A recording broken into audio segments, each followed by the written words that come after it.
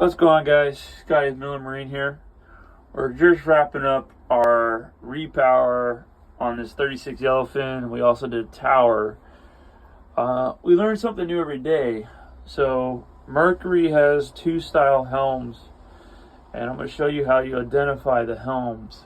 They don't say anything on them or anything. The only way you identify the helms is this is a standard helm. This is a helm that you would use on single helm situations. They got two plugs here.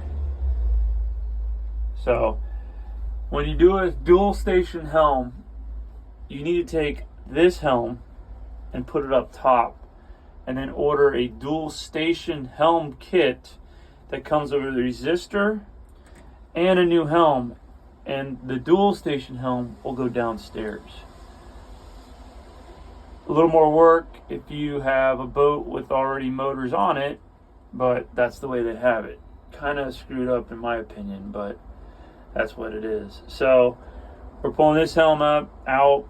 We're actually gonna put this helm, box it up in the original box, and the customer's gonna sell it or just hold on to it, because this is a tilt helm. We don't want a tilt helm up in the top. He just wants a regular helm, which is already up there.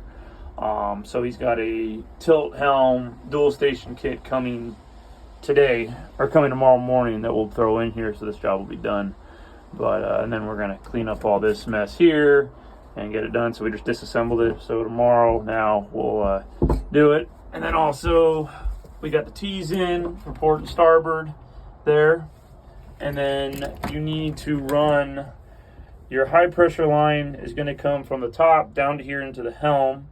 You'll pull your high pressure line off of here and flip it over to here, and then the return, the low pressure side coming off the top, is going to go to your reservoir on your pump. Okay? Well, there you have it, guys. Good day.